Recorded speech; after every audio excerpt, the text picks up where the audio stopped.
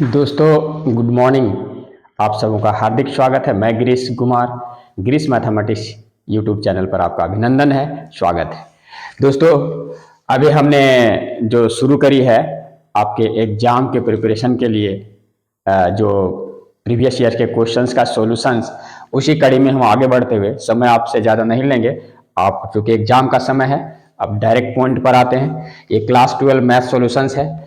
इसमें देखिए ये जो क्वेश्चंस है आपके पास यहां से ये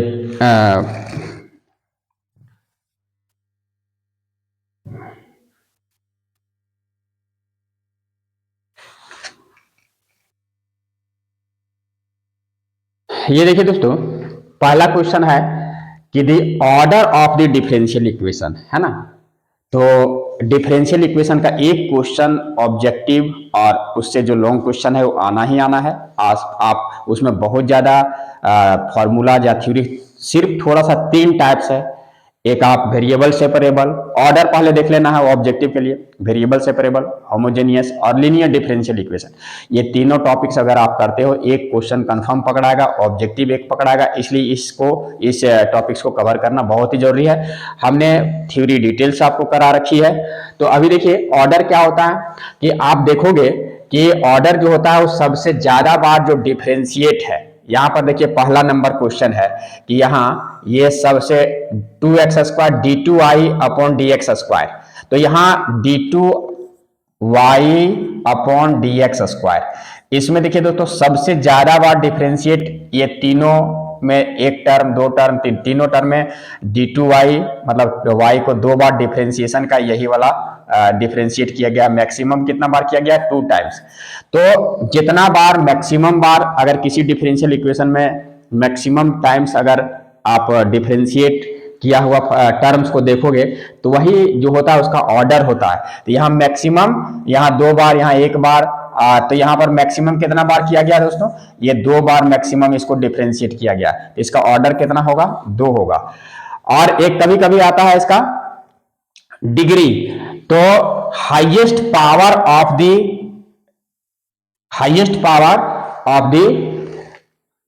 हाईएस्ट ऑर्डर डेरिवेटिव, बात में आ रही है?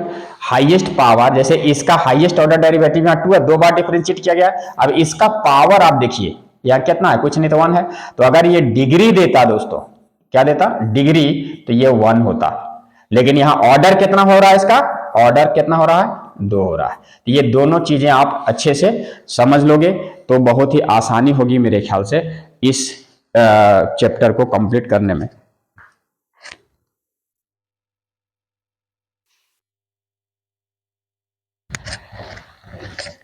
इसके बाद नेक्स्ट है दोस्तों द इंटीग्रेटिंग फैक्टर, है ना। ये सेकंड नंबर क्वेश्चन क्या है? Integrating factor of the differential equation इतना। देखिए जैसे ही ये दिया हुआ है x dy upon dx, x dy upon dx minus y are equal to 2x square. आपको पता होना चाहिए कि डिफरेंशियल इक्वेशन जो होता है dy upon dx plus P y equal to Q. यहां p जो होगा ये क्या होगा? कॉफिशिएंट्स ऑफ x होगा, या फिर मतलब सॉरी फंक्शन ऑफ x होगा, या फिर कांस्टेंट टर्म होगा। सिमिलरली q क्या होगा? कांस्टेंट होगा या फंक्शन ऑफ x होगा। तो यहां से इसका इंटीग्रेटिंग फैक्टर का जो फॉर्मूला है दोस्तों, इसको हमने बताया है एक्सपोनेंशियल ऊपर पावर इंटीग्रेशन और ये p dx। अगर इस फॉर्म में है तो ये इंटीग्रेटिंग फैक्टर इस टाइप से आता है, इसको आप कंठस्थ कर लें। ये लीनियर डिफरेंशियल इक्वेशन का ये क्वेश्चन है। ओके, तो आप देखो ये अभी इस टाइप से सजा हुआ आपको हमेशा नहीं मिलेगा, ठीक है। तो इसको सजाने के लिए जो है सो हम क्या करेंगे, आराम से इसको सजा लेंगे इस लीनियर डिफरेंशियल इक्वेशन के फॉर्म में। कैसे सजाएंगे? इस x को यहां फ्री करना है। देखिए यहां x नहीं है, कुछ नहीं है, तो यहां से x डिवाइड कर देंगे बोथ साइड। तो ये आ जाएगा dy अपॉन dx माइनस ये यहां डिवाइड करेंगे तो this is 1/x into Y, और फिर यहां डिवाइड करेंगे तो दिस इज 2x। ये 2x हो जाएगा, x कैंसिल आउट होगा। अब यहां से देखिए ये लीनियर डिफरेंशियल इक्वेशन ये क्या आएगा कि लीनियर डिफरेंशियल इक्वेशन में ये सेट हो गया। अब यहां से इसका इंटीग्रेटिंग फैक्टर क्या आएगा, सो देखिए इंटीग्रेशन एक्सपोनेंशियल इंटीग्रेशन p, यही टर्म जो है सो आपका p है ना। तो यहां से -1/x dx, ठीक है दोस्तों।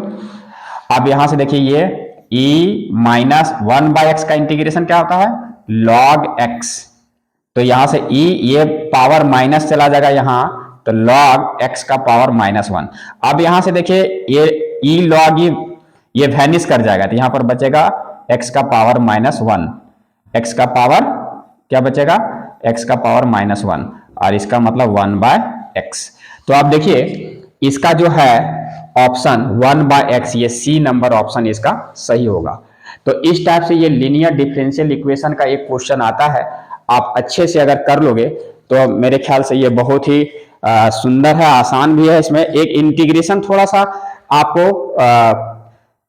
मतलब इंटीग्रेशन का कंसेप्ट क्लियर रखना है और पकड़ के चलना है कि ये किस रूप में ये सेट होगा। लीनियर डिफरेंशियल इक्वेशन है, होमोजेनियस है या वेरिएबल सेपरेबल है। तो इस टाइप से अगर आप पकड़ के चलोगे तो मेरे ख्याल से बहुत ही आसान होगा आपको इसको, इस चैप्टर को कवर करने में। आगे नेक्स्ट देखते हैं।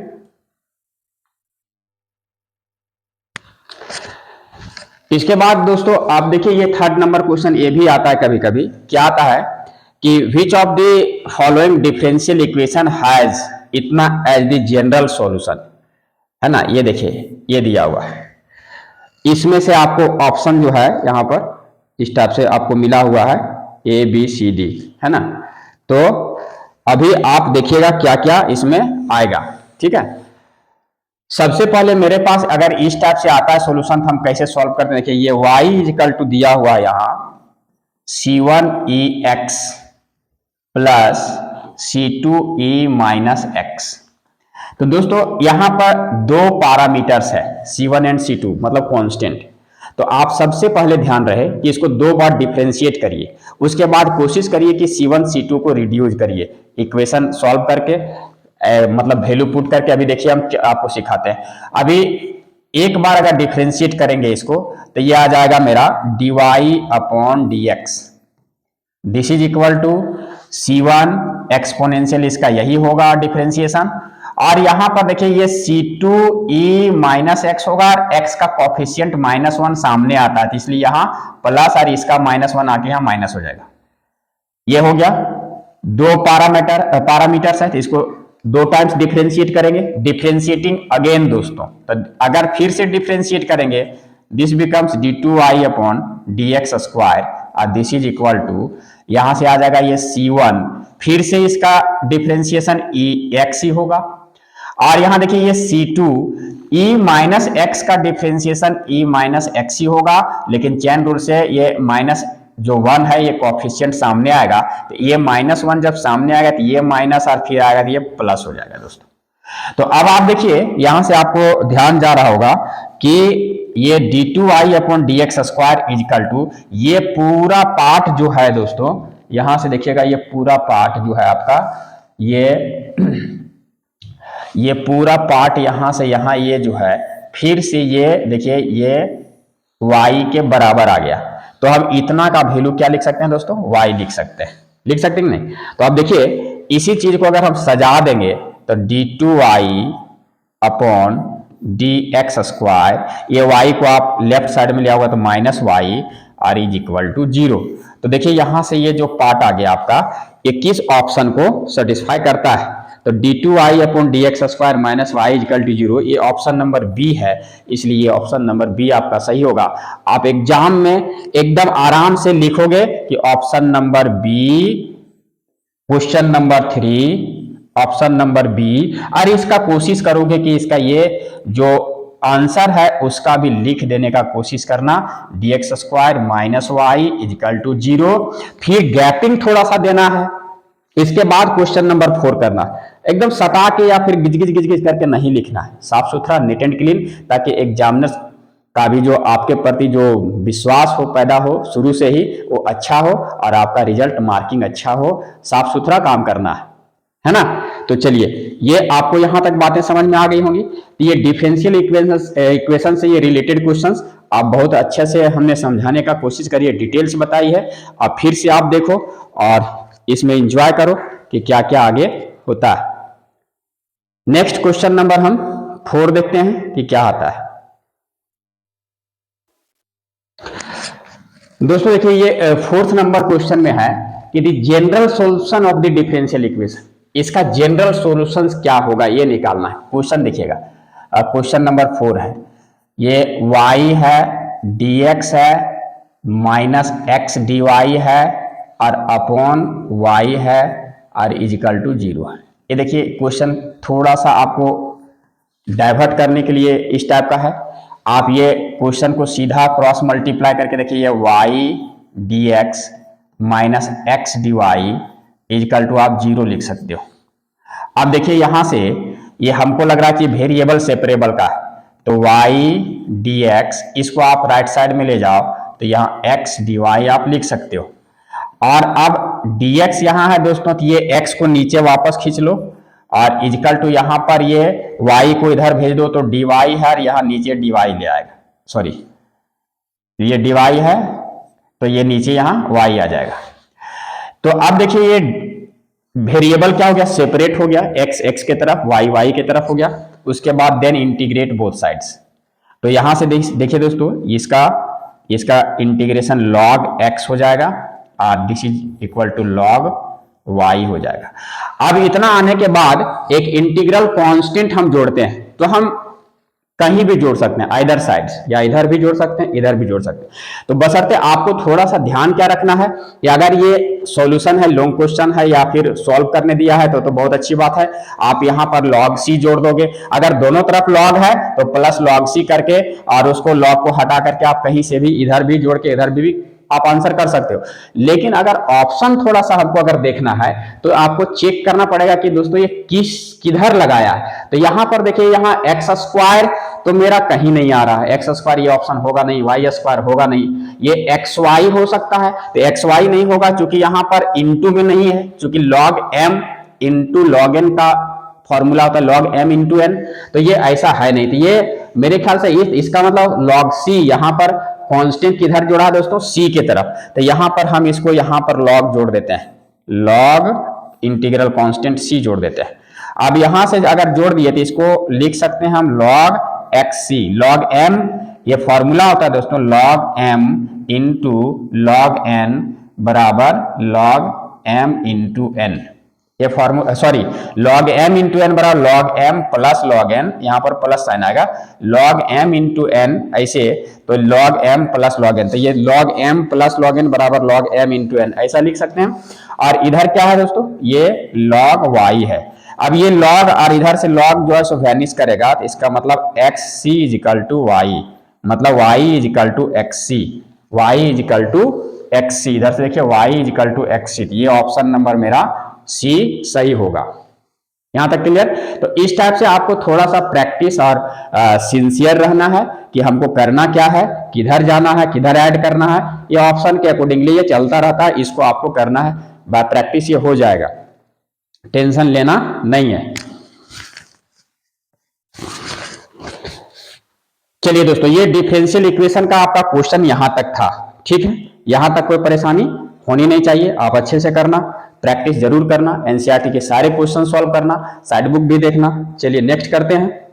अब देखिए ये क्वेश्चन है मेरा, सॉरी ये क्वेश्चन है थोड़ा सा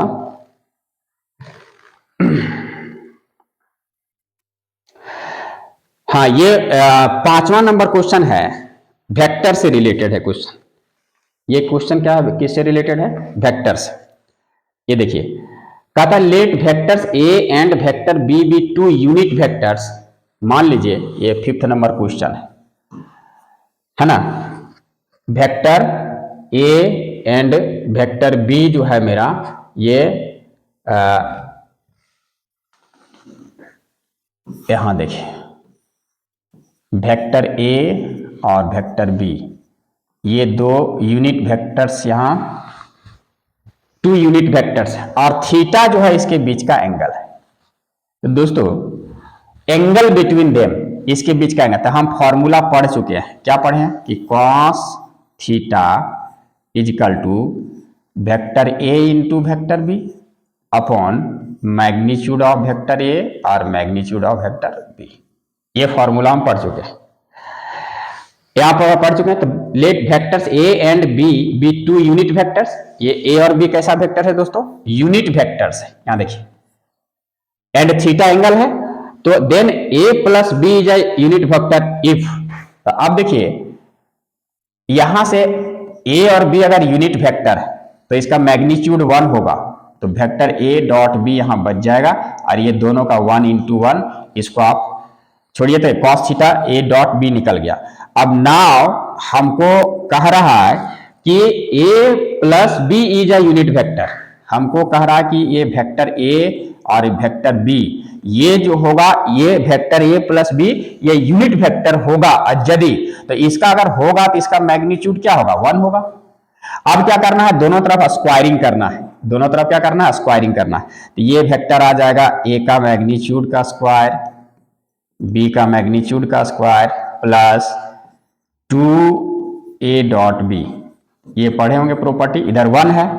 अब यहां से देखिए ये यूनिट वेक्टर है, ए और बी सेपरेटली क्या है, यूनिट वेक्टर है, तो इसका मैग्नीट्यूड 1 का स्क्वायर प्लस 1 का स्क्वायर, और ये देखिए यहाँ 2 इंटू ए डॉट बी का वैल्यू यहां से आप ले लो, है ना, ए डॉट बी का वैल्यू आप क्या करो यहां से ले लेना है, इससे यहां से ये, और इसका ए डॉट बी का वैल्यू कॉस थीटा, तो यहाँ ए डॉट बी का वैल्यू यहां बैठा कॉस थीटा, और दिस इज इक्वल टू यहाँ 1 है।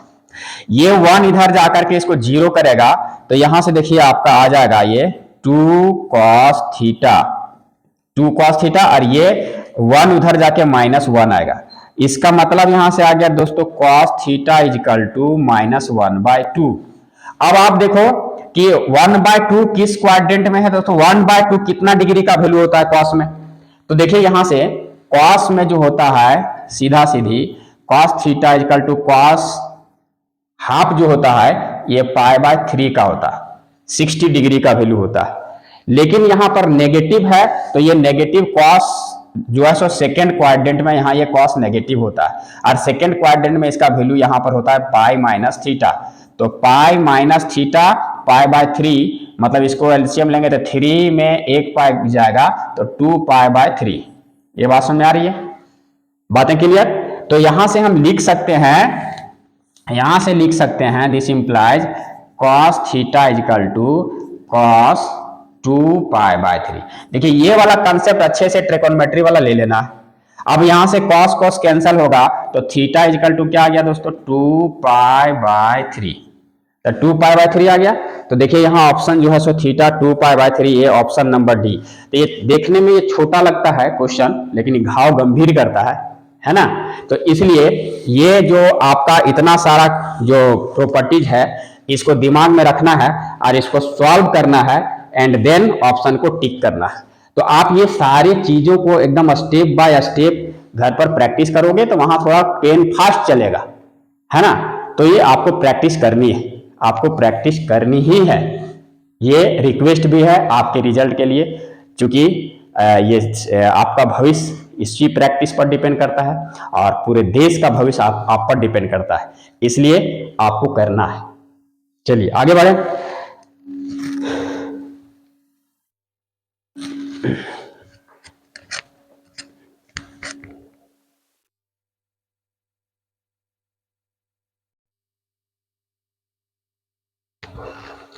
अब दोस्तों ये देखिए 6 नंबर क्वेश्चन यहां है। ये क्या कह रहा है, if vector A is a non zero vector of magnitude A and lambda a non zero scalar, then lambda A is a unit vector if. इसको कैसे हम सॉल्व करेंगे, क्या कह रहा है क्वेश्चन कि लैम्डा सॉरी वेक्टर ए जो है मेरा, यहां वेक्टर ए जो है मेरा ये, ओहो पेन को सेलेक्ट करना है,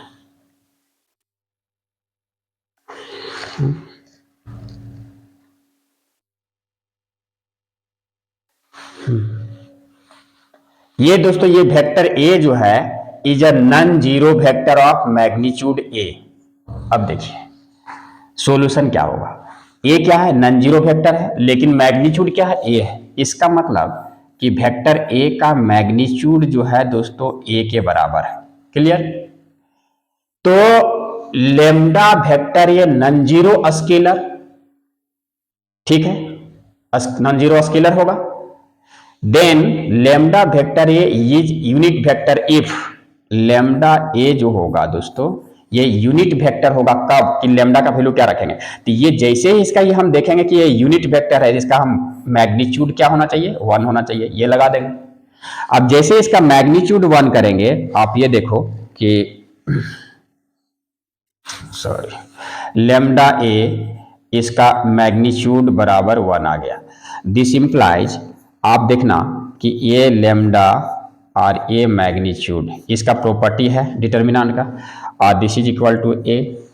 यहाँ से आप देखो कि लेमडा ये जो है और इनटू ये इसका देखिए वैल्यू यहाँ से कितना दिया हुआ है, ए दिया हुआ है, तो इसको ए बैठाइए, दिस इज 1। इसका मतलब ए का वैल्यू कितना हो जाएगा, 1/दिस। बहुत ही आसान है ना, बातें समझ आ रही है? तो ये थोड़ा सा यहाँ पर ध्यान देना है, क्वेश्चन को जोर डाल के पढ़ना है कि ये क्या कर रहा है, ये non zero unit non zero vector है, इसका मैग्नीट्यूड क्या है, 1 है, तो इसका मैग्नीट्यूड 1 है, तो ये ए है, सॉरी ए है, तो ए है। अब ये यूनिट वेक्टर कब होगा, तो इसका कब होगा, जब इसका मैग्नीट्यूड 1 होगा। ये मैग्नीट्यूड 1 कर दो, अब इसका डिटर्मिनेंट वाला प्रॉपर्टी लगा दो, है ना। अब ये अलग अलग हो जाएगा, तो इसका वैल्यू यहाँ ये दिया हुआ, ये बैठा के, तो ए का वैल्यू ये इधर डिवाइड हो जाएगा, सिंपल सी बात है। थोड़ा सा ध्यान रखना है, ऑप्शन देखिए आपको दिख रहा है यहाँ। क्लियर यहां तक? आगे बढ़े, चलिए आगे बढ़ते हैं।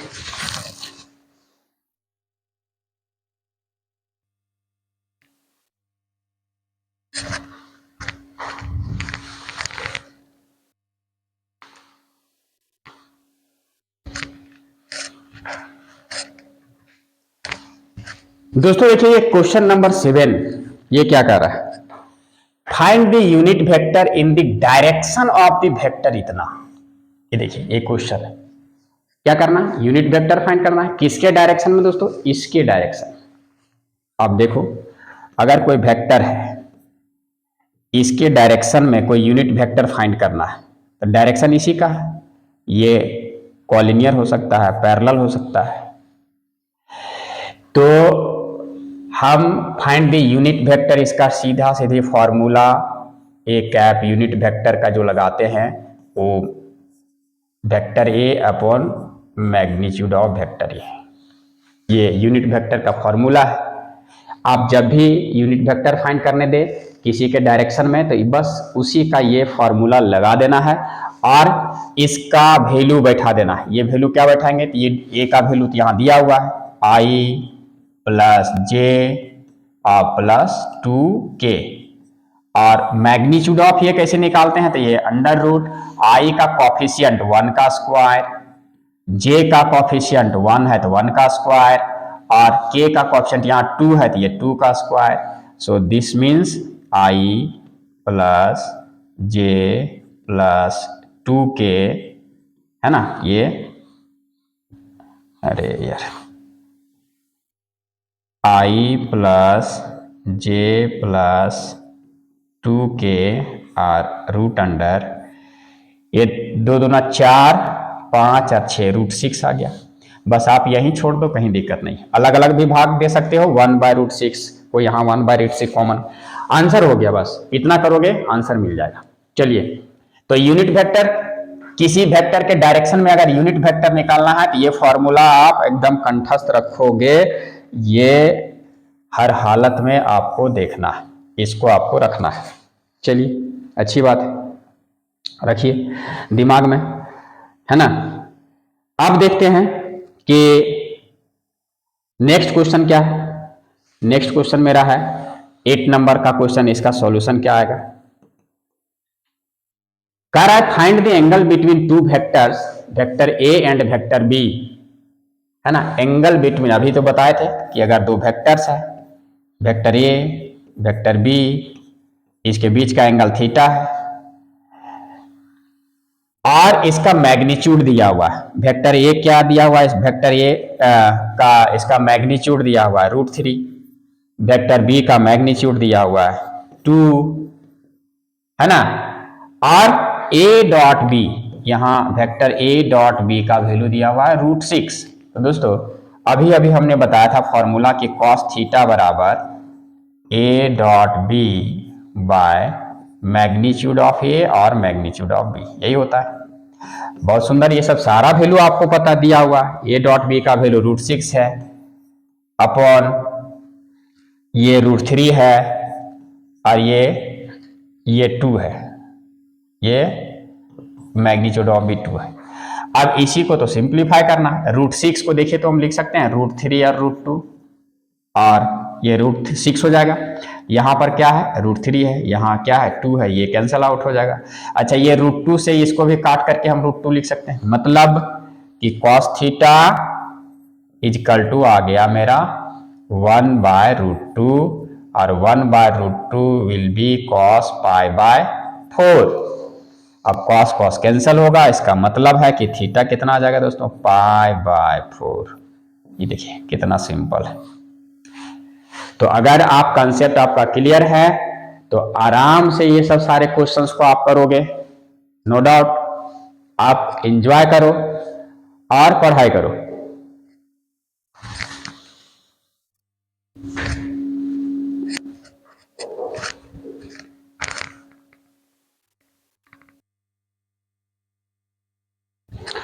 दोस्तों देखिए ये क्रॉस प्रोडक्ट का क्वेश्चन है ना। आप फाइंड ए क्रॉस बी का मैग्नीट्यूड निकालना है। वेक्टर ए दिया हुआ है एंड वेक्टर बी दिया हुआ है, आसान है ना। बताएं थ्योरी, अगर थ्योरी समझ में आया तो अच्छे से करो। ये कंसेप्ट है इसका क्रॉस प्रोडक्ट का। तो हम लोग जनरली क्या करते हैं, क्रॉस प्रोडक्ट जो है इसको डिटर्मिनेंट मेथड से आपको निकालने के लिए हम लोग सिखाते हैं। क्या सिखाते हैं, ये कि A cross B, sorry pen select करते हैं, हाँ ए क्रॉस बी, अगर वेक्टर ए बी दिया हुआ है तो डिटर्मिनेंट मेथड से हम लोग क्या करते हैं, इसको आप आई लिखो, जे लिखो और के लिखो। आई का कॉफिशिएंट यहां लिखना है, नीचे यहां 1 है, जे का कॉफिशिएंट -7 है, के का कॉफिशिएंट +7 है। बी वेक्टर में देखिए 3 है, -2 है, 2 है, साइन भी लेके चलना है, छोड़ना नहीं दोस्तों। So this is equal to I अगर हम लेंगे, जैसे डिटर्मिनेंट तोड़ते हैं तो इस कॉलम को और रो को छोड़ेंगे तो ये -14 और माइनस +14, फिर -j जब लेंगे अल्टरनेट साइन, इसको छोड़ेंगे इसको छोड़ेंगे तो ये 2 - 7 3 जा 21, फिर प्लस के लेंगे, अब इसको छोड़ेंगे इसको छोड़ेंगे तो ये -2 और फॉर्मूला से माइनस और ये -21, तो यह माइनस +21 हो जाएगा। अब देखिए ये तो कैंसिल आउट, 0 आई माइनस यहां से दोस्तों अब आएगा -19, तो माइनस और ये माइनस +19 जे और यहां से +19 के, ये आ गया। तो ये क्रॉस प्रोडक्ट निकल गया। अब जैसे क्रॉस प्रोडक्ट आपका निकला, इसका मैग्नीट्यूड निकाल दो। मैग्नीट्यूड कैसे निकालते हैं, वेरी सिंपल है। इसका मैग्नीट्यूड ये √अंडर, ये आई का कॉफिशिएंट 0 का स्क्वायर, जे का कॉफिशिएंट 19 का स्क्वायर, ये पूरा 19 का स्क्वायर, प्लस के का कॉफिशिएंट ये भी 19 है, 19 का स्क्वायर। दोस्तों आप देखना यह समय आपको बचाना कि ऐसा नहीं करना कि 19 का स्क्वायर तोड़ो फिर इसको जोड़ो फिर स्क्वायर रूट निकालो, नहीं नहीं नहीं, इसको सीधी सी बात में लिखना है √अंडर 2 × 19 का स्क्वायर। अब 9 है ना, 2 बार है ना, 19 का स्क्वायर प्लस 19, ये तो 0 हो गया, तो ये 2 × 19 का स्क्वायर, 19 का स्क्वायर 2 टाइम्स आ गया है। अब यहां से देखना है कि ये 19 का स्क्वायर रूट वैनिश करेगा तो ये 19 बच जाएगा, √2 बचा हुआ रहेगा। तो देखिए क्या निकला, ए क्रॉस बी का मैग्नीट्यूड निकल गया। तो इस टाइप से जहां भी क्रॉस प्रोडक्ट आपका है, आपको डिटेल्स पढ़ाया गया है कि क्रॉस प्रोडक्ट क्या है, उसका क्या फॉर्मूला है, B sine theta N cap, unit vector है, कंडीशन सारे आपको बताए गए हैं। तो इस टाइप से इसका फिर ये भी बताया गया कि इसका डायरेक्शन कैसे चलता है, यहाँ से आई जे है ना के, ये यूनिट वेक्टर है तो आई क्रॉस जे के होगा, जे क्रॉस के आई होगा। ये सब सारा प्रॉपर्टी आपको, सारा चीज आपको I cross J, this will be K, J cross K, this will be I. लेकिन ये एंटी क्लॉकवाइज में चल रहा है। जैसे क्लॉकवाइज में अगर हम करेंगे, अगर के क्रॉस जे जाएंगे, के क्रॉस जे जाएंगे तो ये माइनस आई। ये सब सारा चीज आपको थ्योरी में डिटेल्स बता दिया गया है। तो ये सब सारी चीजें आपको प्रैक्टिस करनी है, बनाना है, सीखना है। आप सीखे भी हैं। चलिए तो देखते हैं कि आप मेरी सिखलाई आपको कितनी काम आती है। आगे बढ़ते हैं दोस्तों। तो अब ये वीडियो लंबा हो रहा था, लंबा जरूर है, लेकिन मैंने वेक्टर की बहुत सारी चीज़ों को इसमें समाहित करने की कोशिश करी है। आप एंजॉय करो और इसको पॉज कर करके देखो, बनाओ, है ना। तो घर पर जब भी रहो तो आपको प्रैक्टिस करनी है। और फिर हम जल्द ही कुछ नए टॉपिक्स, नए क्वेश्चंस प्रीवियस ईयर्स के या फिर इम्पोर्टेंट क्वेश्चन के साथ आपसे रूबरू होंगे। तब तक के लिए अपना ख्याल रखें, अपने समाज और देश का ख्याल रखें और पढ़ें और खूब बढ़ें। बहुत बहुत धन्यवाद। जय हिंद, जय भारत।